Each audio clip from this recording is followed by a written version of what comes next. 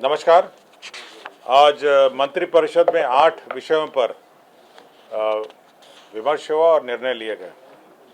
सर्वप्रथम सबसे महत्वपूर्ण जो विषय है, जो राज्य सरकार के कर्मियों का प्रमोशन से संबंधित है, उस पर निर्णय हुआ है। आज मैं उसके बारे में सभी को जानकारी देना चाहूँगा। राज्य सरकार अभी तक जो व्यवस्था थी, माननीय सर्वोच्च न्यायालय में जो मुकदमा चल रहा था और स्टे लगा हुआ था, उसके कारण से राज्य सरकार सभी जो कर्मचारी और पदाधिकारियों को कार्यकारी व्यवस्था के रूप में अपने ही वेतनमान में प्रभार देती थी। इसका मतलब ये है कि जो जूनियर इंजीनियर थे वो कार्यपालक अभियंता के चार्ज में थे अपने ही वेतनमान में। कार्यपालक अभियंता कुछ मामलों में अधीक्षण अभियंता के और चीफ इंजीनियर के भी चार्ज में थे अपने वेतनमान में। इसी प्रकार सहायक प्रशाखा पदाधिकारी के चार्ज में थे। तो जो सभी संबंधित हमारे पदाधिकारी और कर्मचारी हैं, जैसे डिप्टी कलेक्टर में देखा जाए तो जिनको जॉइंट सेक्रेटरी में होना था, वो जॉइंट सेक्रेटरी के प्रभार में तो हैं, किंतु डिप्टी सेक्रेटरी का वेतन लेते थे। तो राज्य सरकार ने यह निर्णय लिया है कि एक नियमावली गठन की गई और इस पर मंत्रिपरिषद में स्वीकृति दिया गया। अब यह निर्णय लिया गया कि अब उच्चतर पद धारक लोक सेवक को उच्चतर पद का वेतनमान और सभी सुविधाएं दी जाएंगी। मतलब अगर वो डिप्टी सेक्रेटरी हैं किंतु जॉइंट सेक्रेटरी का कार्य कर रहे हैं तो जॉइंट सेक्रेटरी का उनको वेतनमान भी दिया जाएगा और उनका जो भी सुविधा जॉइंट सेक्रेटरी होगी। अगर जूनियर इंजीनियर है, वो कार्यपालक अभियंता का चार्ज में है, तो कार्यपालक अभियंता का जो प्रमोशन के माध्यम से, अब कार्यपालक अभियंता के माध्यम से अगर कार्यपालक अभियंता का प्रमोशन के पद पर हैं तो उनको वेतनमान दिया जाएगा। व्यवस्था ये की गई है क्योंकि मामला अभी भी आरक्षण से संबंधित जो प्रोन्नति में आरक्षण का संबंध मामला अभी भी सर्वोच्च न्यायालय में लंबित है। उसके आलोक में, उसको ध्यान में रखते हुए राज्य सरकार ने जो सारे पद हैं उसमें से 16 और 1% जो अनुसूचित जाति और जनजाति के जो पद हैं उसको अलग पहले कर ले लिया जाएगा। इसका मतलब है कि अगर 100 पद हैं, 100 पद किसी वर्ग में हैं तो 16 पद उसमें से हटा लिए जाएंगे और 16% अनुसूचित जाति का और 1% अनुसूचित जनजाति का, जो 17 पद हैं उसको पहले हटा लिए जाएंगे। मतलब कि आपका 83 पद बच जाते हैं। अब इस 83 पद में जो सामान्य रूप से जो प्रमोशन होता है वो कार्य किया जाएगा और उसके पश्चात यह देखा जाएगा कि हर वर्ग में, हर लेवल पे, जेई में, एई में या जॉइंट सेक्रेटरी में, डिप्टी सेक्रेटरी में या सहायक में, प्रशाखा पदाधिकारी और अन्य सभी वर्गों में यह देखा जाएगा कि जो अनुसूचित जाति और जनजातियों का जो रिप्रेजेंटेशन है वो उचित है या नहीं, उपयुक्त है या नहीं है। मतलब कि जब आप जनरली उसको आप प्रमोट करेंगे तो यह संभावना बन सकती है कि कुछ अनुसूचित जाति और जनजाति का रिप्रेजेंटेशन उच्चतर पद में कम हो जाए, तो उतना वेकेंट रखा जाएगा। मतलब कि 83 जो पद हैं, 83 पद में से जब आप प्रमोट करेंगे तो उसका 16% आपका अनुसूचित जाति का रिप्रेजेंटेशन होना चाहिए और 1% अनुसूचित जाति का होना चाहिए। मैंने 100 में से पहले आपने 16 हटा दिया अनुसूचित जाति जनजाति का, रिजर्व अनुसूचित जाति का, और 1 आपने हटा दिया अनुसूचित जनजाति का, तो 17 तो पहले आपने हटा दिए। अब उसको फ्रीज कर दिया कि उस पर कोई प्रमोशन नहीं होगा क्योंकि माननीय सर्वोच्च न्यायालय में ये विवाद, ये मामला अभी भी लंबित है। तो बच गए आपके 83 पद। नहीं, आप पहले 100 पद, जैसे किसी में, जैसे जब आपका एग्जीक्यूटिव इंजीनियर का ले लीजिए या तो 100 पद हैं, 100 पद में पहले आप 16 और 1 आप पहले हटा लेंगे, 17 हट गए तो बच गए आपके 83 पद में। अब आप सामान्य रूप से इसको प्रमोट करेंगे, पूरी एक सीनियरिटी लिस्ट बनाएंगे सभी का। अगर आपको एग्जीक्यूटिव इंजीनियर में करना होगा तो असिस्टेंट इंजीनियर की एक लिस्ट बनेगी, तो असिस्टेंट इंजीनियर की लिस्ट में सीधा एक बार प्रमोट करेंगे आप सभी को, मतलब सामान्य रूप से सीनियरिटी के हिसाब से।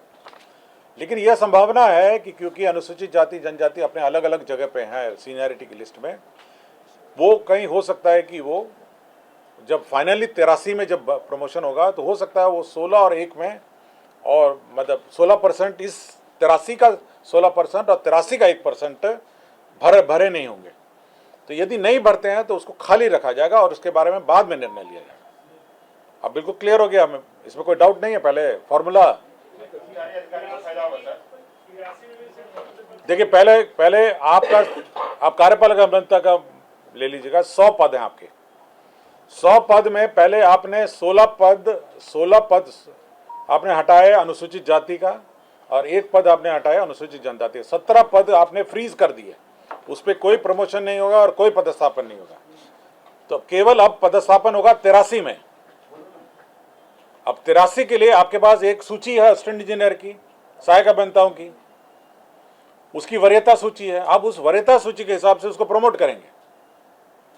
जब आप उस वरीयता सूची के हिसाब से प्रमोट करेंगे तो हो सकता है कि आप जब वरीयता जनरल मतलब सभी को एक साथ सामान्य मांग के आप प्रमोट करेंगे एक वरीयता सूची के हिसाब से, तो ये संभावना है कि जब कार्यपालक अभियंता में प्रमोट कर रहे होंगे तो उनका जो अनुसूचित जाति और जनजाति का रिप्रेजेंटेशन जो है वो 16 और 1 से कम हो सकता है। कुछ जगह हो सकता है, प्रशाखा में हो सकता है, या सहायक से वरीय में हो सकता है, या अंडर सेक्रेटरी से डिप्टी सेक्रेटरी में हो सकता है कम हो जाए। तो आप उतना पद खाली रखेंगे जितना भरा नहीं जाता है। मतलब ये बिल्कुल स्पष्ट है। 16 और 1 का आप हिसाब से आप उसको चेक करेंगे कि वास्तव में 16 और 1% प्रमोट हुए या नहीं हुए। यदि उतने प्रमोट नहीं होते हैं तो उतने पद खाली रखे जाएंगे और उस पर बाद में निर्णय लिया जाएगा कि उन पदों को कैसे भरा जाए।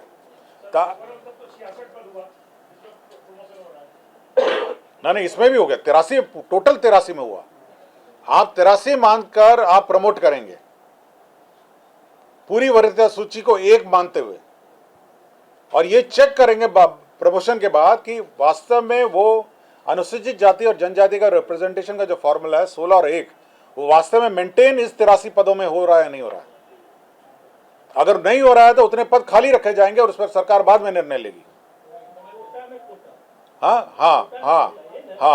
मतलब 83 में कोटा, मतलब कोटा वाला पहले फ्रीज किए और उसके बाद इस 83 में भी आप ये सुनिश्चित करेंगे कि अनुसूचित जाति और जनजाति का रिप्रेजेंटेशन सही रूप में है या नहीं है।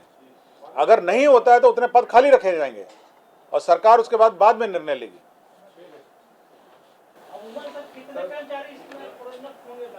पूरे राज्य के सभी, पूरे राज्य के, पूरे आपके मतलब जिला स्तर के कर्मचारी हैं, आपके राज्य स्तर के हैं,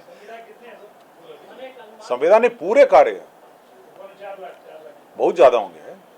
आपके पुलिस व्यवस्था में भी प्रमोशन होगा, आपके इंजीनियरिंग व्यवस्था में होगा, आपके डिप्टी कलेक्टर्स में होगा, जितनी राज्य सेवाएं होंगी, फिर जिला स्तरीय कार्डर भी है, बहुत सारा है।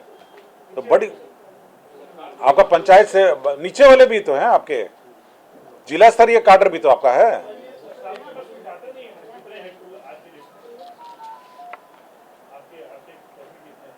टोटल कर्मी आपको बता देंगे, हम आपको अलग से बता देंगे। हाँ, राज्य सेवा वाले होंगे करीब, मेरे ख्याल से हमको 4 लाख से ऊपर ही होंगे।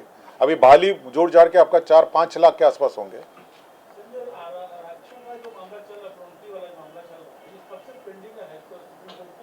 ये 2016 से पेंडिंग है, 2016 से पेंडिंग है, मतलब 6 साल से हम लोग प्रोन्नति नहीं कर पाए हैं। तो इसलिए वैकल्पिक रूप से हम लोगों ने ये व्यवस्था की है कि प्रमोशन हो और साथ ही अनुसूचित जाति और जनजाति का जो रिप्रेजेंटेशन है प्रमोशन में बाद में वो भी रहे।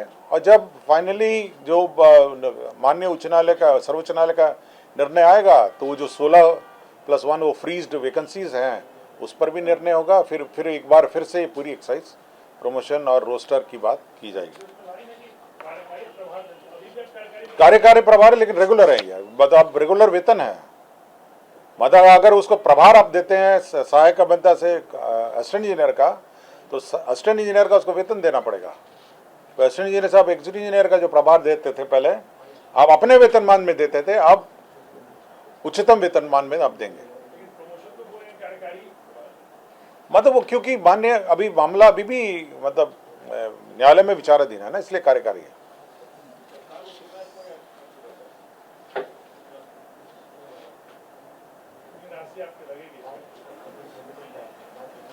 वो अलग है, बट ये टोटल पूछ रहे हैं, टोटल कर्मचारियों के साथ क्या पूछ रहे हैं। तो इसमें यही है कि भविष्य में नियमित प्रोन्नति अगर माननीय सर्वोच्च न्यायालय का अन्यथा ऑर्डर होगा तो सभी लोग अपने अपने जो प्रोन्नति पाए हैं वो अपने अपने पद पे वापस चले जाएंगे, और किंतु जो वेतन इस बीच में उन्होंने लिया होगा या सुविधा ली होगी वो उनसे वसूलनीय नहीं होगी। मतलब अगर सर्वोच्च न्यायालय का जो भी फाइनल डिसीजन होगा तो सभी लोग अपने अपने पद पे वापस चले जाएंगे, लेकिन हम लोग वसूलेंगे नहीं उनका वेतन। क्लियर हो गया सब ये। और रोस्टर का जो बिंदु है, क्योंकि हम लोग फॉर्मूला अलग है तो तब तक ये स्थगित रहेगा। रोस्टर का जो हम लोग का व्यवस्था है प्रमोशन में, पहले रोस्टर बिंदु के हिसाब से होता था, अब पूरा एक ही सीनियरिटी लिस्ट से होगा, और फिर हम लोग चेक करेंगे कि अनुसूचित जाति और जनजाति का रिप्रेजेंटेशन उचित रूप में है। और इस संबंध में किसी को कुछ पूछना है? ठीक है, धन्यवाद। मंत्रिपरिषद ने एक निर्णय गृह विभाग से संबंधित लिया है। वामपंथी उग्रवाद प्रभावित राज्यों में केंद्र प्रायोजित विशेष आधारभूत संरचना योजना के अंतर्गत 2022-26 से तक का 37 करोड़ 83 लाख का योजना स्वीकृत किया है। 37 करोड़ 83 लाख का ये 22 से 26 का है। ये इंफ्रास्ट्रक्चर का, उग्रवादी क्षेत्रों में इंफ्रास्ट्रक्चर का योजना है। बिहार पंचायत सेवा नियमावली 2010 में संशोधन किया गया है, और इनकी जो सेवा नियमावली में अब 4 स्तर के होंगे। मूल कोटि होगा प्रखंड पंचायती राज पदाधिकारी का, प्रथम प्रोन्नति स्तर होगा व्याख्याता, मुखिया, सरपंच प्रशिक्षण संस्था और जिला पंचायती राज प्रशिक्षण संस्था। तो प्रशिक्षण संस्था के जो व्याख्याता और जो प्रशिक्षण संस्था के ये होंगे, इंचार्ज होंगे, वो प्रथम प्रोन्नति का होगा। द्वितीय प्रोन्नति स्तर होगा अपर जिला पंचायती राज पदाधिकारी और अपर मुख्य कार्यपालक पदाधिकारी जिला परिषद। और तृतीय प्रोन्नति स्तर होगा जिला पंचायती राज पदाधिकारी सह प्राचार्य, सहायक निदेशक, मुखिया सरपंच प्रशिक्षण संस्था, जिला पंचायती राज प्रशिक्षण संस्था, राज्य स्तरीय प्रशिक्षण एवं शोध संस्था। तो 4 स्तर का है। तो 4 स्तर का पुनर्गठन किया गया है। हम आपको दे देंगे 4 स्तर का, मैडम 4 स्तर का आपको दे देंगे, आप बांट दीजिएगा। तीसरा है जो राष्ट्रीय सुरक्षा के दृष्टिकोण से जो प्रोक्योरमेंट की व्यवस्था है, GFR 2017 के नियम 144(11) में संशोधन किया है। प्रोक्योरमेंट मतलब जो टेंडर वेंडर में कौन भाग लेंगे और कौन नहीं भाग लेंगे, इसमें केवल राष्ट्रीय सुरक्षा के दृष्टिकोण से ऐसी संस्था डिबार्ड रहेंगी जो मतलब देश के राष्ट्रीय सुरक्षा से संवेदनशील जो देश हैं उनसे तालमेल रखती हो, उनके साथ साठगांठ करती हो, वैसे कंपनियों का टेंडर में भाग लेना वर्जित रहेगा। मतलब जैसे मैं कोई कंपनी भाग लेती है, अगर उस कंपनी का कोई अग्रीमेंट या डीलिंग या कुछ अरेंजमेंट किसी अन्य ऐसा देश से हो जो राष्ट्रीय सुरक्षा के दृष्टिकोण से उचित ना हो, तो वैसे कंपनियां भाग नहीं ले सकती।